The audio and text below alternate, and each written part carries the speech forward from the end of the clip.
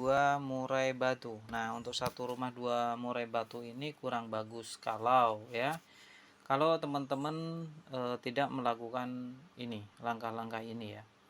Jadi kalau hanya sekedar teman-teman memelihara dua burung murai batu lalu taruh di dalam satu ruangan di satu rumah, nah ini akan menjadi problem dan masalah. Terus itu satu, ketika di dalam satu ruangan ya hanya berdua burung murai batunya tadi, atau teman-teman ini burungnya dalam set untuk hariannya setnya tinggi, jadi gacor-gacor. Jadi kalau burung murai batu di dalam satu rumah dua burung murai batu dengan set tinggi, ini tidak dibenarkan ya. Nanti burung murai batu teman-teman pasti akan rusak. Kenapa burung murai batunya akan rusak? Karena dia setiap hari itu tarung teman-teman ya. Setiap hari saut-sautan. Beda cerita ketika teman-teman menggunakan set rendah. Jadi ketika keinginan untuk bertarung itu berkurang ya. Tidak sebesar ketika dia setnya tinggi. Yang jadi masalah ketika setnya tinggi, awal-awal teman-teman senang melihat burungnya gacor semua ya. Padahal di situ dia sedang adu mekanik teman-teman. Saling nembak, saling ngeluarin isian. Nah, ini yang tidak dibenarkan. Dalam jangka panjang murai batu teman-teman pasti akan mengalami yang namanya rusak atau drop mental. Nah, pertama diawali dengan salah satu burung terlebih dahulu, tapi pada akhirnya kedua burung ini akan rusak. Meskipun yang satu masih gacor bunyi, yang satu bisa diem pet atau tanpa suara sama sekali, itu bisa diindikasikan dua-duanya juga mengalami yang namanya kerusakan. Kerusakan itu kan meliputi banyak hal ya, bisa rusak ringan, sedang, berat, dan rusak fatal. Untuk murai batu gacor ya, masih gacor, kelihatannya masih oke, kelihatannya nggak rusak mental, nggak rusak apa-apa. Tapi teman-teman coba setting dan coba lombakan. Jika burung murai batu ini masih terkontrol, mudah untuk disetting, dilombakan prestasi minimal mau kerja nembak-nembak, ini berarti burung murai batu teman-teman dalam keadaan baik. Tapi ketika murai batu teman-teman coba setting, kok jadi kacau ya, di setting begini kok jadi begini, berarti itu ada masalah dalam murai batu teman-teman. Nah, dari situ kita melihatnya ya, indikasi murai batu rusak atau tidaknya itu kalau kita konsentrasinya ke kontes, ke lomba, bukan rumahan loh ya. Kalau ke rumahan beda cerita, karena semakin gacor malah semakin bagus ya. Kalau untuk burung rumahan semakin gacor semakin bagus, yang penting burungnya bunyi. Tapi kalau untuk perlombaan itu banyak banget hal yang memang harus dipersiapkan sematang mungkin, bahkan dari perkembangan atau dari gen mental ya, dari dasar mentalnya harus ada, nutrisi, terus perawatan kompleks teman-teman, juga harus konsisten dan kontinu. Konsisten saja tidak cukup kalau tidak berkelanjutan. Nah, itu untuk murai batu lomba. Serta banyak hal seperti penempatan lokasi, pengondisian, dan ada satu yang paling penting juga, yakni ambisi. Settingan ambisi atau ego pemiliknya itu sendiri yang berperan penting dalam memelihara burung murai batu. Bayangkan kalau ketika kita di rumah, orientasi kita adalah untuk kontes. Kita memiliki dua burung murai batu. Taruhlah si A memang sering lomba ya. Si B sementara hanya di rumah saja karena untuk lomba mungkin kurang. Nah, ketika kita menaikkan level si A, naikkan EF ya, dan B-nya itu dalam settingan yang tidak rendah, ya lumayan tinggi lah untuk harian, agar dia bunyi. Nah, si A ketika levelnya ditinggikan dan mendengar suara burung si B, maka si A tidak akan pernah terima.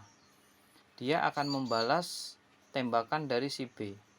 Lantas si B pun demikian, karena untuk hariannya settingannya juga lumayan dan dia burung rumahan.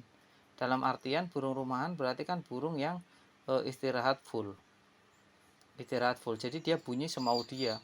Si A inilah yang tadinya kita siapkan untuk lomba, dia di rumah harus sudah bekerja keras terlebih dahulu untuk menghadapi si B.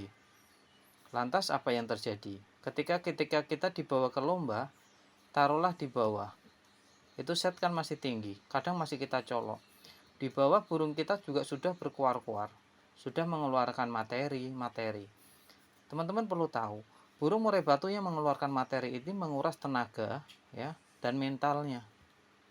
Jadi ketika di rumah sudah melawan si B, lantas di tempat lomba, di area lomba dia juga sudah mengeluarkan materi-materi karena nggak kuat nahan suara kicau yang lain. Akhirnya ketika sesi pas banget pas lomba teman-teman, pas naik, pas sesinya lomba, burung murai batu teman-teman itu amunisinya sudah terkuras habis. Ya kalau ada sisa itu sisa sedikit. Jadi sisa amunisi sedikit ini tidak mencukupi untuk melawan musuh-musuh yang begitu banyak. Dalam artian teman-teman lomba yang lainnya, mereka pada persiapan yang jauh lebih matang. Kadang untuk menaruh murai batu saja mereka harus satu rumah yang tidak ada burung lain. Karena kalau ada burung lain pasti kacau. Seperti itu teman-teman. Lantas kita yang di rumah ada lawannya B, yang di pinggir gantangan tadi sudah sempat keluar materian, suruh menghadapi murai batu yang pengondisiannya luar biasa. Tentu kita akan terseok-seok teman-teman. Nah disinilah murai batu kalau satu rumah juga tidak bagus kalau tidak teman-teman ada trik khusus untuk menghadapinya, untuk memecahkan masalah ini.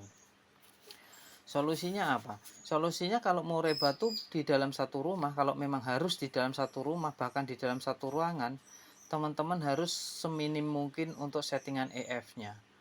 Seminim mungkin. Jadi kalau burung murai batu bunyi hanya sekedar bunyi, tidak saut-sautan terus-menerus yang berkelanjutan, burung akan down atau tenaganya habis lalu mentalnya kena. Terus kalau masih bunyi, teman-teman coba kasih burung ketiga yakni masteran untuk pemecah. Masteran yang gacor, yang relatif lebih bunyinya sering dan rutin, tapi tidak mengganggu atau mengintimidasi dari murai batu itu sendiri. Contohnya burung kecil-kecil seperti konin, itu bisa ya untuk memecahkan suara biar murai batu A dan B itu tidak saling saut-sautan. Ada burung ketiga yakni burung kecil-kecil tadi. Nah, burung kecil tadi itu untuk menyamarkan dari A ke B, filternya adalah burung kecil tadi, jadi udah buyar duluan. Seperti itu ya teman-teman. Jadi untuk seperti gelas ya, gelas ada sisa kopi. Nah, teman-teman tumpahin air putih terus-menerus. Mungkin gelasnya kotor, tapi tidak akan terlalu pekat kalau teman-teman terus mengaliri air putih tadi. Ini air putih ini adalah masteran kecil-kecil yang untuk mengacaukan suara A dan B. Jadi agar tidak langsung kena gitu loh. Jadi udah buyar duluan gitu. Minimal kayak filternya lah. Burung kecil ini dijadikan filter oleh murai batu A dan B. Atau teman-teman temani masteran juga yang kecil, tapi nggak usah terlalu keras. Serta turunkan EF-nya serendah mungkin untuk murai batu yang satu rumah satu ruangan. Tapi kalau teman-teman memiliki rumah yang besar, ada lantai 1 sama lantai 8, ya itu tidak akan jadi masalah. Gitu ya teman-teman ya. Kiranya cukup ya sampai di sini. Nanti langsung ini aja. Teman-teman tinggalkan di kolom komentar jika masih ada pertanyaan ya. Nanti tinggalkan di kolom komentar saja. Terima kasih sudah sampai habis ya. Habis